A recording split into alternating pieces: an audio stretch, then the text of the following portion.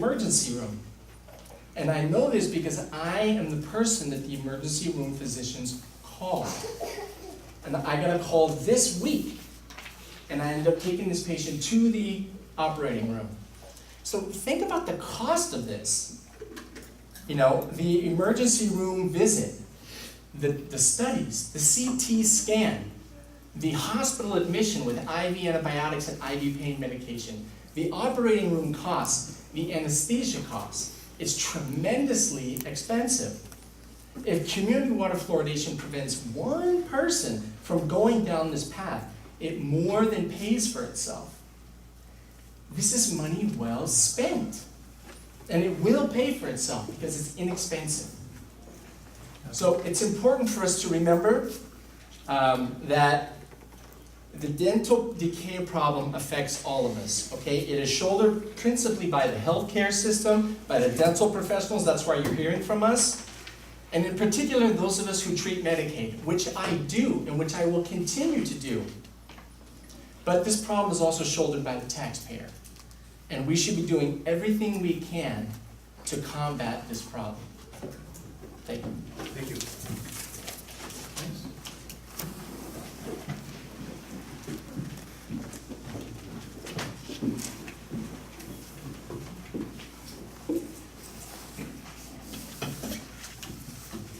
Hi, I'm Sharon Williams. I'm a resident of the village of Potsdam. I'm not a scientist or a medical professional. I know sometimes if we don't know a lot, it's easy to look on the internet and you get so much information, it's hard to decipher what's real and what's not real and how to weigh it.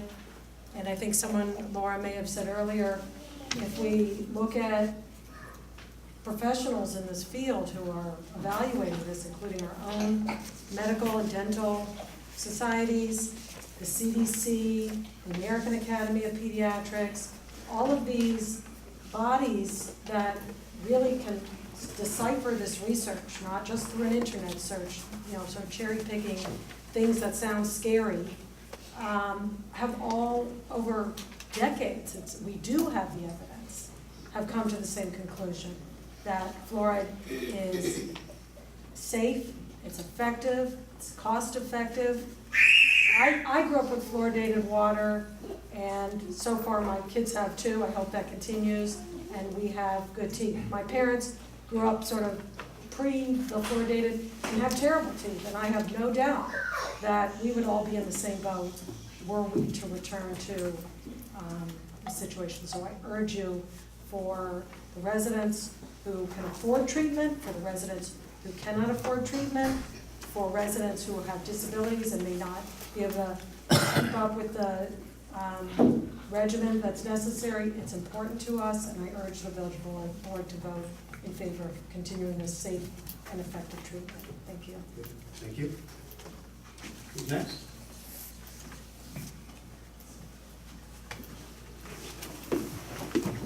You folks can keep it 3 minutes, please. My name is Tom Whitesell. My wife and I have lived in the village for 20 years and raised a family here. My father was a highly respected medical doctor who practiced at a prestigious hospital in New Jersey. He excelled in his training and took what he learned to make a career in helping people through his practice. Because of his training, he knew what he knew. He knew which medications would serve a given purpose in a given situation. He knew how to remove someone's gallstones and do the follow-up. He had his training. He knew what he knew about diet and health, which was next to nothing because it was not in his training. He probably knew very little about environmental toxins because he did not study that. Not being trained in dentistry, he probably did not know anything about fluoridation of drinking water. The dentists who promote fluoridation of our drinking water had their training, which it appears to me did not touch on the subject area, which Dr. Paul Connick was immersed in for many years, namely toxicology. I expect these local dentists had excellent, comprehensive training in their field. However, their training does not at all negate a whole other field of research. Asbestos proved to be a sort of miracle substance for insulation and fireproofing in a host of applications. Over time, information began coming in which indicated asbestos posed a health hazard to people who, in any given situation, were breathing it into their lungs. Various parties, government commissions, contractors, manufacturers may not have believed this for a long time, but the evidence was adding up. Finally, there began to be stringent regulations about using asbestos. Now there's a thriving industry of asbestos removal. There's a wealth of research information which has been accumulating for decades about the hazards of ingesting fluoride. It has been demonstrated to have negative impacts on many of the integrated systems within our human body and mind. 20 years ago, Canton Village decided to stop fluoridating the water. Potsdam has the opportunity to do the same. And the residents should have the option of drinking and bathing in water which has not been treated with a known toxin. Also, I'd just like to mention that on Saturday morning, I went to visit a couple people to encourage them to either attend this meeting and or write to the trustees and say something about fluoridation. One woman I visited is a sometime professor at Clarkson, and her husband is a professor there. She is currently working in a prison, and she told me with some emphasis that I was not going to sway her toward discouraging fluoridating the water in the village, because she said people in the prison don't have any teeth. Now, she works there, and I was her perspective. We all have our perspective. Thank you. Who's next?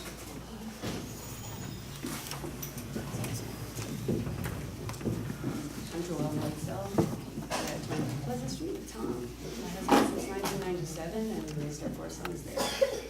We never drank the water when we moved to the village, because back then we were already aware of the research that was being done all over the world on the impacts of consuming fluoride in drinking water and the effects it had on the rest of the body besides the teeth. Currently, I'm aware that there is research done on fluoride's health impacts on the brain, bones, joints, and endocrine system. Based on that research that was being done, we chose not to consume the water for drinking because we just didn't have enough information to justify taking a risk of possibly impacting our children's health in the future.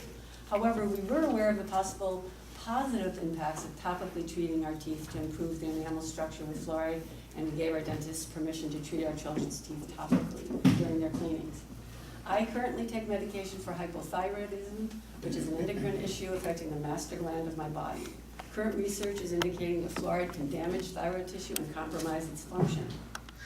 I've heard several dentists and doctors that have spoken at other meetings here saying that there are no known health impacts and that fluoride is completely safe to drink at certain levels.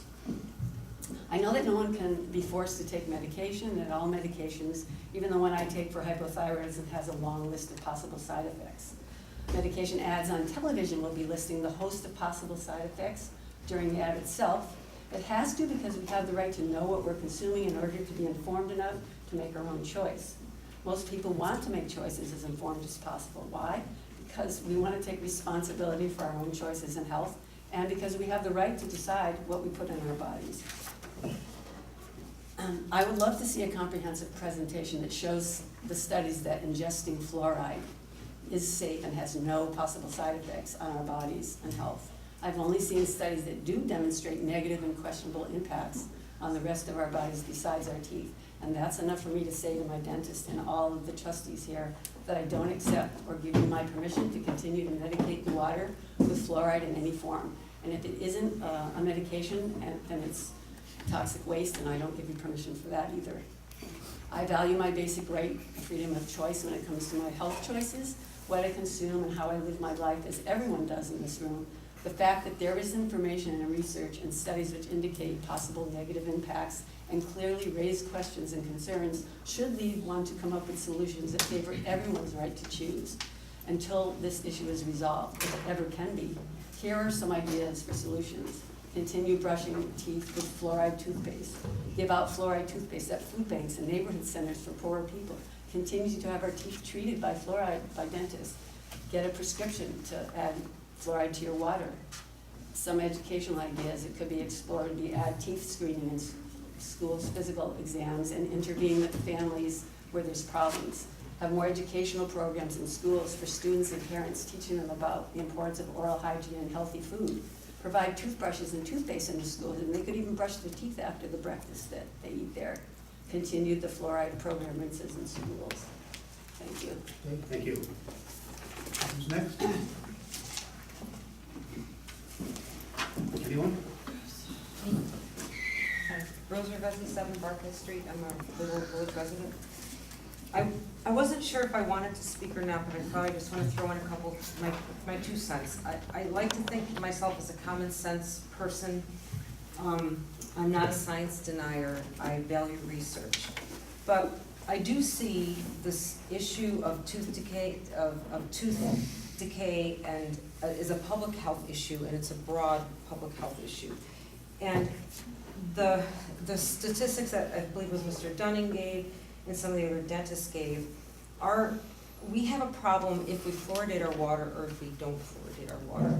I was a teacher for 33 years at a school district that did not have fluoridated water. We did the weekly swish and spit, we called it, in our classroom, where children topically applied fluoride to their teeth. I don't have the evidence to compare the tooth decay in that community to the tooth decay in this community that does fluoridate. But I guess I always had a sense of equity when I was a teacher. I would never send home projects sometimes to be done at home with parents because I knew some children had the means and some children didn't have the means to complete those projects to the same level. I kind of am viewing this in the same way. We have a true tooth hygiene health issue in our country, I'm sure, and we will have to deal with this in a very forceful way because we will always have communities that do not have fluoridated water. I don't know what the percentage is in terms of the people today who live with fluoridated water and those who don't, but this is a public health issue that to me has to be grappled with beyond our village and our town. But I'm not sure just saying fluoridating water is the way. And I guess I lend my support to Sue Power's ideas of working with the community to find other ways to make sure fluoride is available to children, to adults, that dental care could be provided to children and adults in other ways. And I also want to say, in terms of looking at all the research, I know there's a lot of research there, and my common sense thing about science and research is that it changes over time. And I think today that maybe we do know some things about fluoride in water that we didn't know before, but yet it's hard to let go of research that has been established for a long time. I think of when we had water bottles that had BHA in it or BPA, whatever that chemical was, when I used to microwave my food in plastic containers, and I don't do that anymore because I know more now than I did then about the effects of certain things on my body. And I think that the people who have concerns about fluoride in their water, I think have valid concerns about it because there is a lot of research out there that there are questions about its health benefit when it's in our whole system versus nobody, I think, questions the science of it being topically applied to teeth. So I guess my view is that it's a public health issue that needs to be addressed, but it needs to be addressed in a broad sense regardless if we fluoridate or don't fluoridate. And because there are so many uncertainties, I've come around to thinking I don't want my water fluoridated. Thank you. I wasn't coming here to speak, I just wanted to listen to what everybody had to say, but I'd love to just come off of that. Your name, please. Joe Eisel, Canton. Okay. I'm a farmer. I'm rent land over here in Potsdam, so I do come into town to eat. And in the last couple of years, I have avoided drinking water just because I don't know. But from everything that I've read, I'm not going to get into the science because it's on both sides. But the initial studies were done in the 40s and 50s, and as the previous speaker said, so much has changed. So much has changed about the way I view everything and the way I do stuff too. I don't microwave in plastic containers anymore and everything that goes with that. The fellow that came from Florida, I appreciate you driving all the way up here.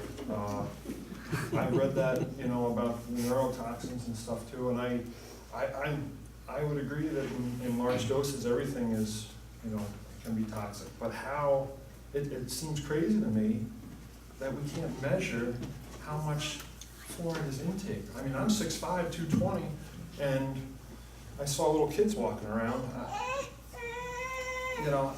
How can we truly measure that? I mean, what are the potential effects of fluoride loading in the body? Has anybody studied that out 50, 60 years since it's been done? Do we really know? Are we going to find out by the time I'm an old man and, I have negative health effects or anyone else? I don't know, it doesn't make sense to me that that's even allowed. And I mean, there's so much research for and against, but I mean, if this was like a jury trial, and one man dissented from the popular opinion,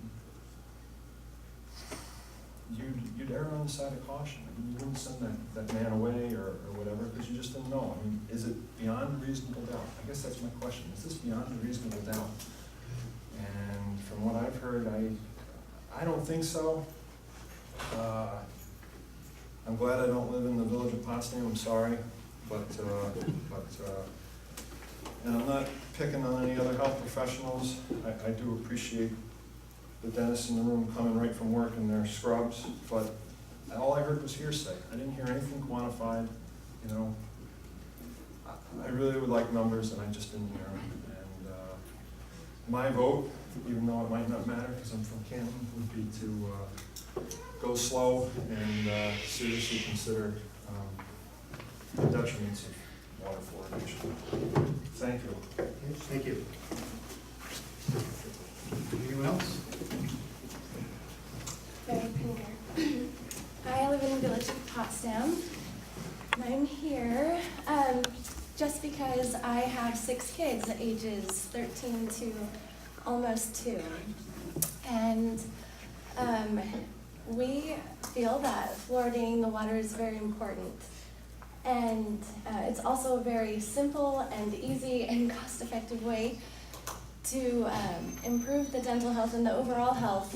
I grew up in an area with fluoridated water, and I never had a cavity, ever, until I moved to an area where there was no longer fluoride in the water. And that's when I got my first cavity, without changing any dental habits.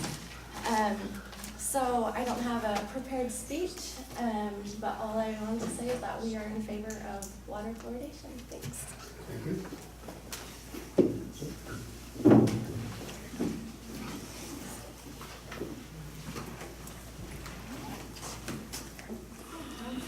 Good. Tom DeRosa, 27 Chestnut Street. I am not a medical professional, but I trust my medical professionals here in Potsdam. I go see dentists here in Potsdam. And by the way, I'm pro-fluoride. That are pro-fluoride. I believe what they have to say. I've read some of the research. I'm not a scientist, not getting into that. You heard a lot of that this evening. But a young lady spoke earlier about her 16 and 19-year-old being raised on well water with no cavities. We moved from Canton 15 years ago, and our children, 16 and 19, as the case would have it, wonderful teeth, grew up on fluoride. We drink the water, we bathe in the water, I eat the vegetables that the water, what do I want to say? The water waters the vegetables. And that's important to me. I know there's opinions on both sides, but I trust my local medical professionals. We like fluoride, we'd like the fluoride to continue. And thank you. Thank you. Next.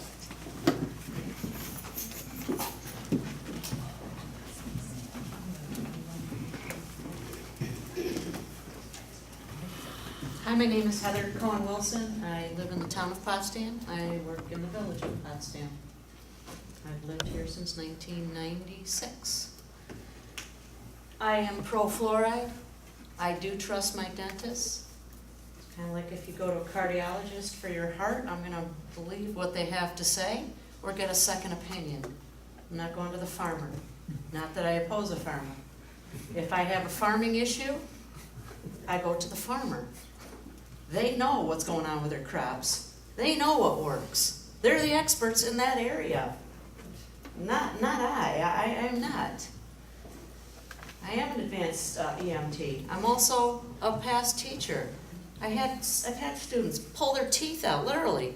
Their teeth, I'm like, what are you doing? Oh, I had my grandpa take the other one with pliers last week.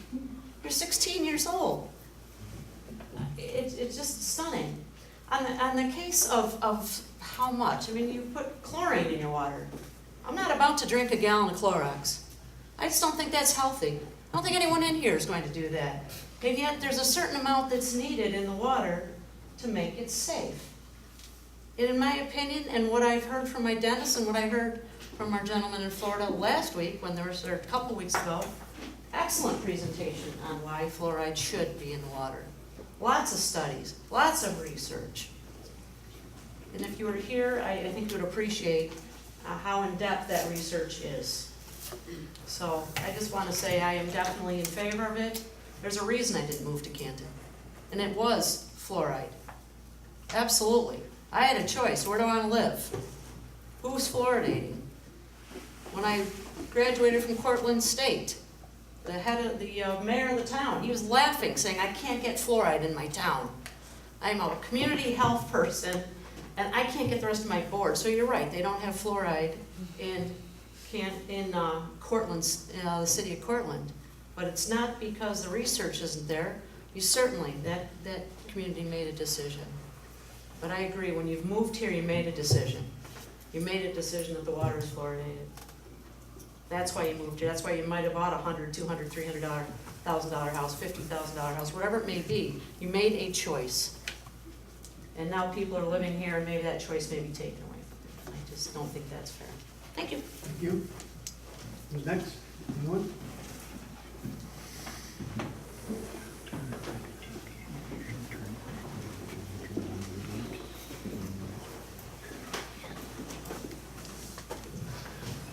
Good evening, everyone. I'm Andreas Wolfi, and I live in the village of Potsdam. My apologies for coming late. I taught 3 classes back to back, teaching some of the finest students that we have in the country that come to us to learn about new things. Some of the topics I taught about today was statistical reasoning, that I teach our students the difference between a correlation and an experiment, something that causes causation. You know, to give you an example of a correlation which is well-founded in reality is that the more churches you find in any particular community, the higher the homicides rate. You find that all over the world. You can look at whatever population, community, country. The accent you're hearing is German. It's true for Germany. It's true for the United States.